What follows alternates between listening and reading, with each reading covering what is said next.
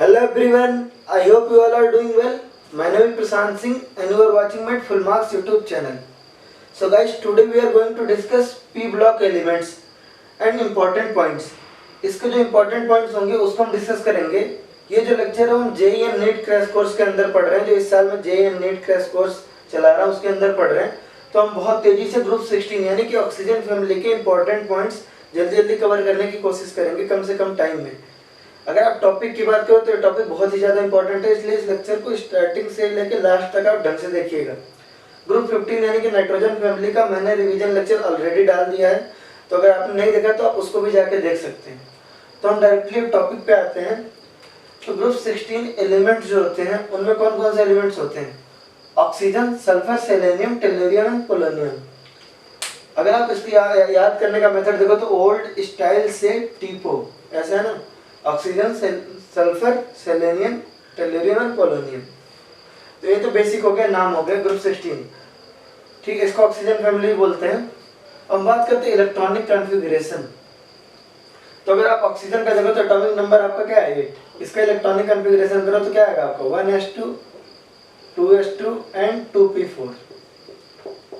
अगर आप सल्फर का करो तो आप करके खुद देख लीजिएगा, तो आपका लास्ट में क्या आ रहा है 2s2 2p4, यानी कि इसका इलेक्ट्रॉनिक कॉन्फ़िगरेशन क्या होता है आउटर मोस्ट का ns2 np4. It means it contains 6 electrons in valence shell. ठीक है, 6 इलेक्ट्रॉन्स इन वैलेंस शेल. तो ये तो इलेक्ट्रॉनिक कॉन्फ़िगरेशन की बात. आप इन सबको एक साथ करके देखिएगा, ऑक्सीजन, सल्फर, सेलेनियम, टेल्लुरियम, पोलोनियम. आप इसका खुद से इलेक्ट्रॉनिक कॉन्फ़िगरेशन करके देखिएगा. नेक्स्ट थिंग हमारा आता है ऑक्सीडेशन स्टेट. ऑक्सीडेशन स्टेट जो है वो वेरी करता है इनका मैक्सिमम +6 से -2 तक. हम बात करते हैं ऑक्सीडेशन स्टेट की. अगर बात हो रही है तो मेनली बात करते हैं किसका, ऑक्सीजन का. तो अगर आप ऑक्सीजन को देखो तो ऑक्सीजन का जो ऑक्सीडेशन स्टेट होता है वो हमेशा होता है -2 हर केस में, एक्सेप्ट सम फ्लोराइड्स. एक्सेप्शन क्या है इसके, फ्लोराइड्स. जैसे आप देखो O2F2, तो O2F2 में जो ऑक्सीजन का ऑक्सीडेशन स्टेट होगा क्या होगा +1. अगर आप देखो OF2 तो इसमें ऑक्सीडेशन स्टेट क्या होगा इसका +2. ठीक है, अब एक चीज होगी ऑक्सीडेशन स्टेट की. अब अगर आप बात करो जो है एटॉमिसिटी की, तो ऑक्सीजन की अगर आप बात करो तो ऑक्सीजन किस फॉर्म में एग्जिस्ट करता है, ऑक्सीजन O2 के फॉर्म में एग्जिस्ट करता है, यानी ऑक्सीजन की एटॉमिसिटी होगी 2.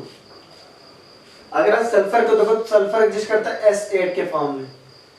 S8 के स्ट्रक्चर आपने बना के देखा होगा, नहीं देखा देख लीजिए. क्राउन शेप में इसका स्ट्रक्चर होता है, इंपॉर्टेंट है ये भी याद करना.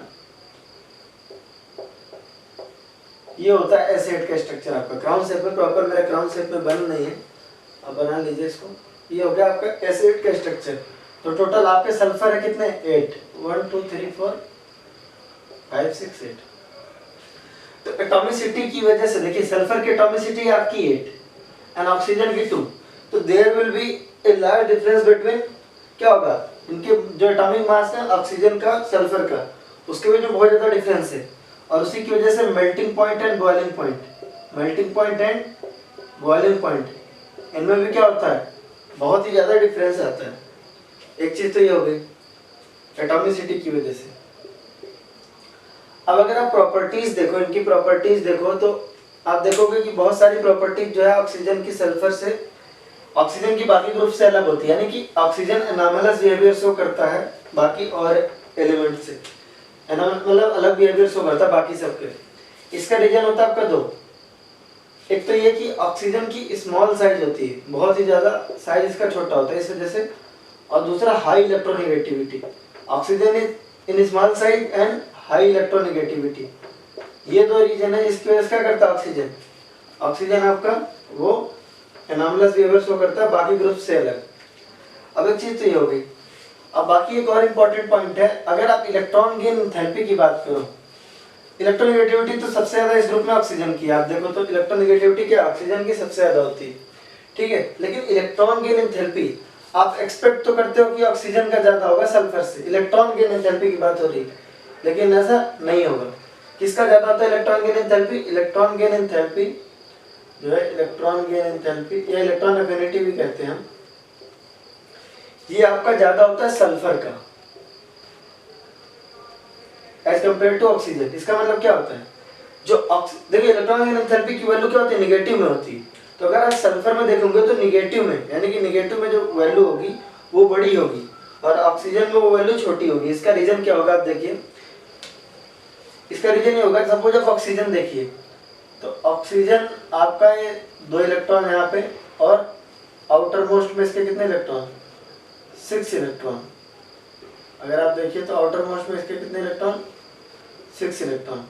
सिमिलरली सल्फर में आप देखेंगे, सल्फर में 2, फिर उसके बाद से 8,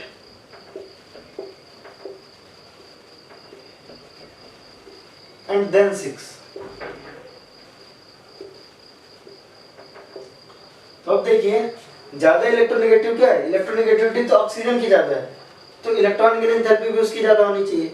बट ऐसा नहीं होता, ऐसा इसलिए नहीं होता क्योंकि देखिए इलेक्ट्रॉन मान लीजिए ज्यादा अट्रैक्ट कर रहा है, पर आने वाला जो इलेक्ट्रॉन होगा वो देखिए, ये रिंग जो है क्या है, ऑक्सीजन की साइज छोटी होने की वजह से इस रिंग का भी साइज छोटा है।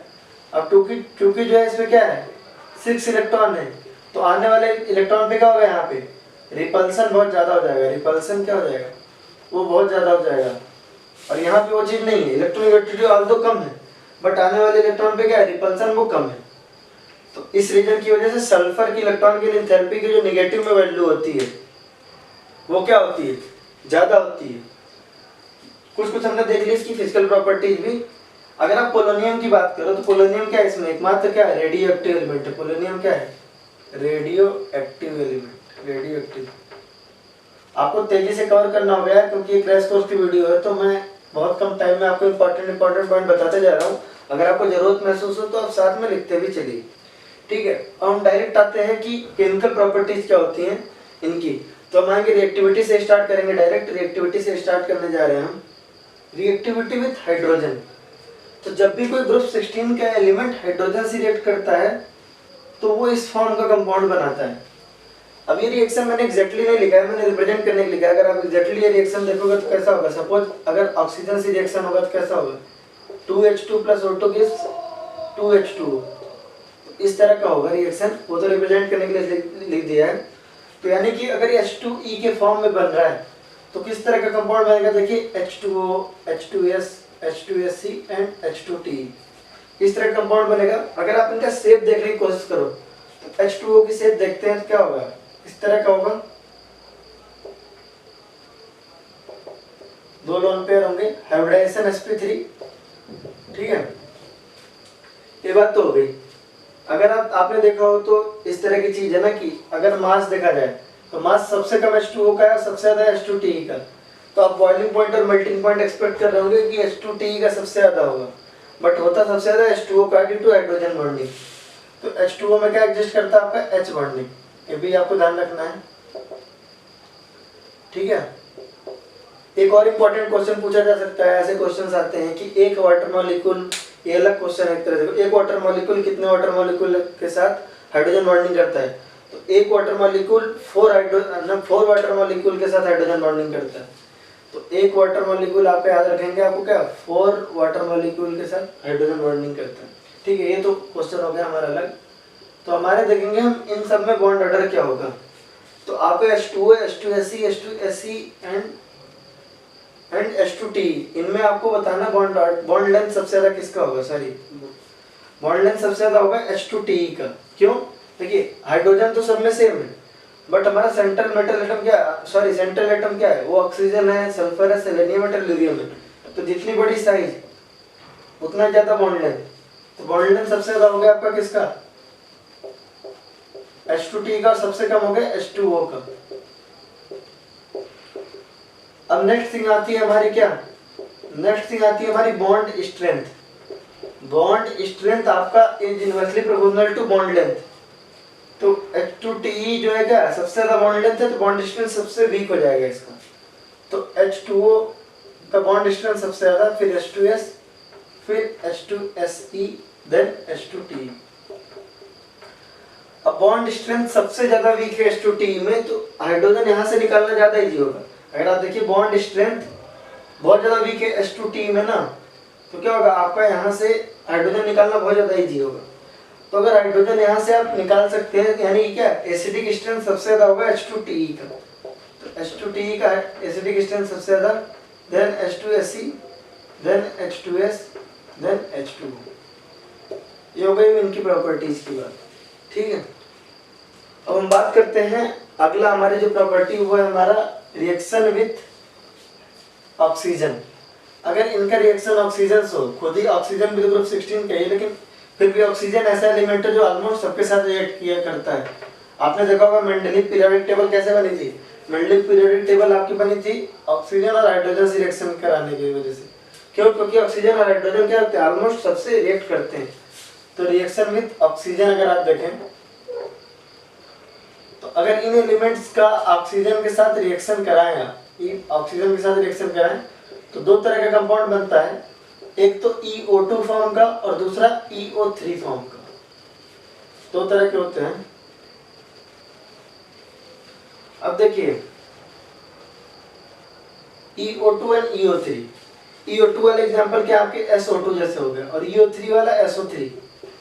अगर आप एग्जांपल की बात करो तो EO2 का एग्जांपल आपका O3 भी हो जाएगा।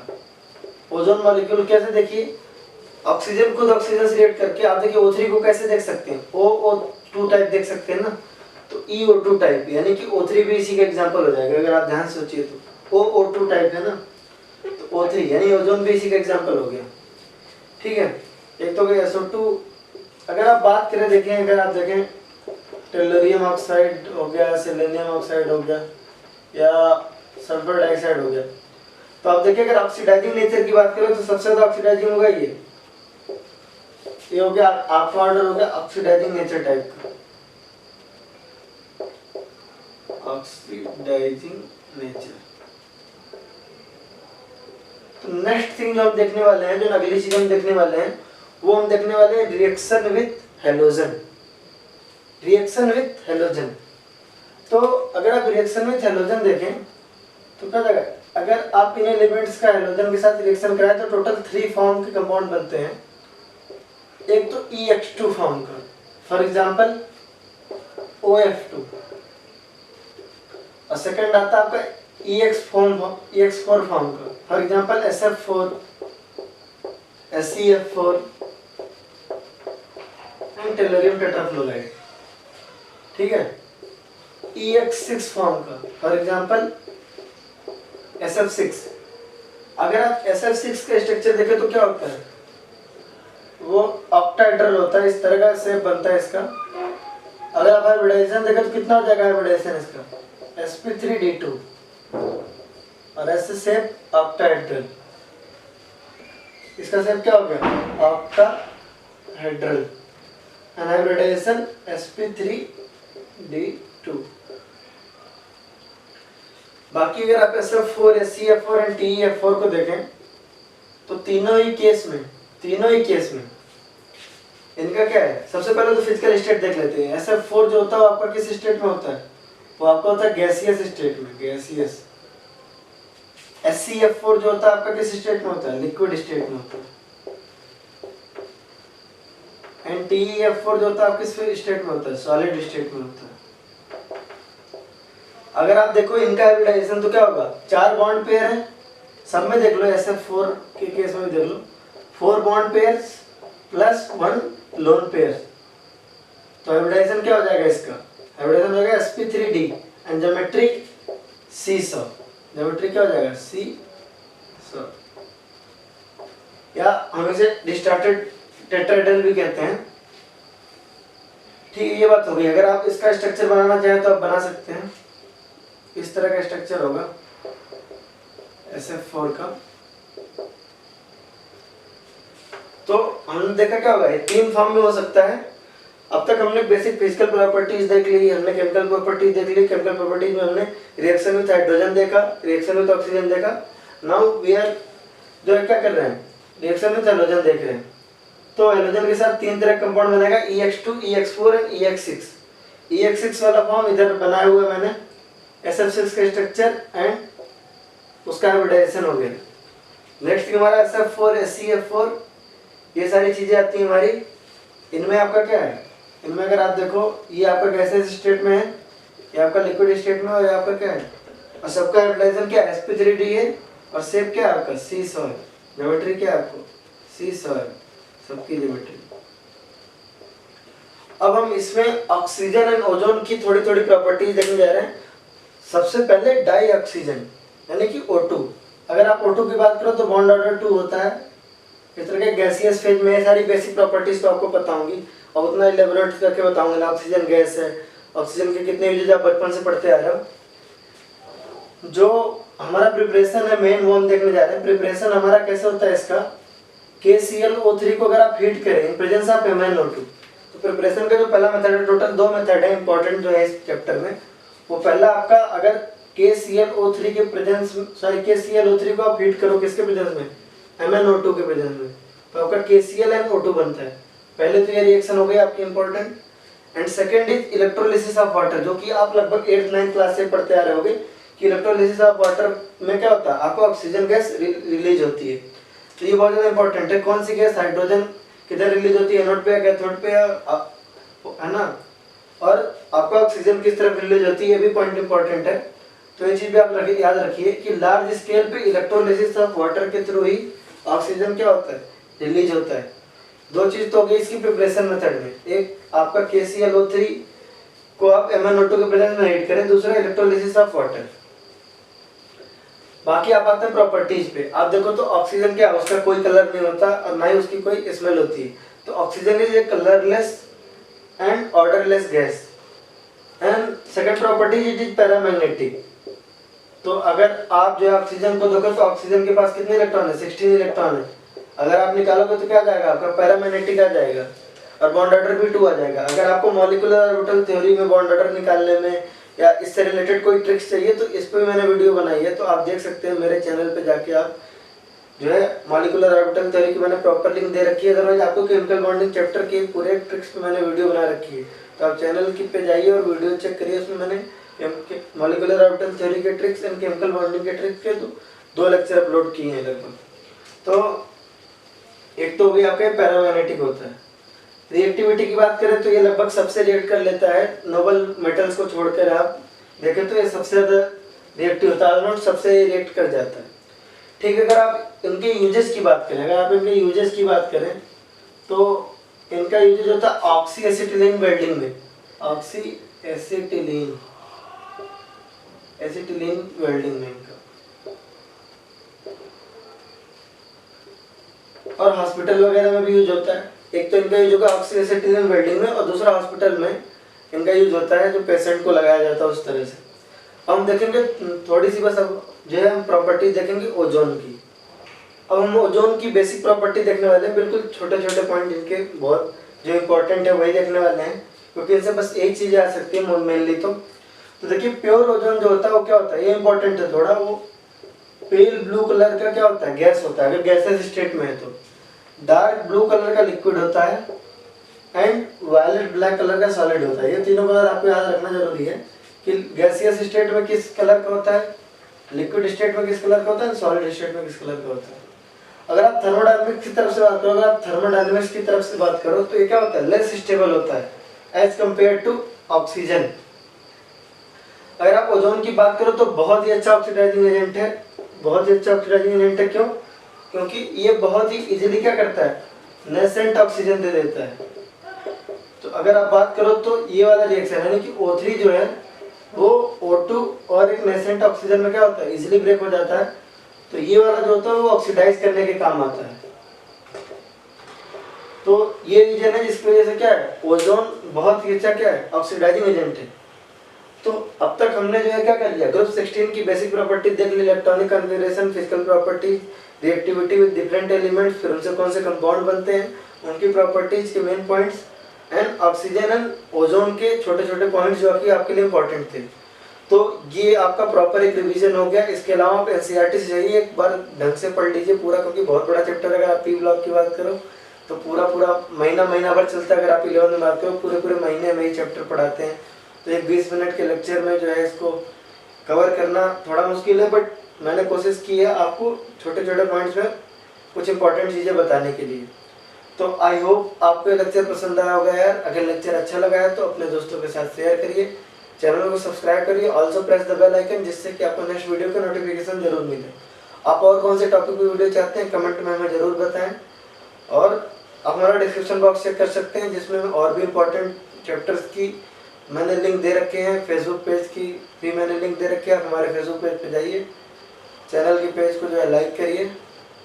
Thank you so much.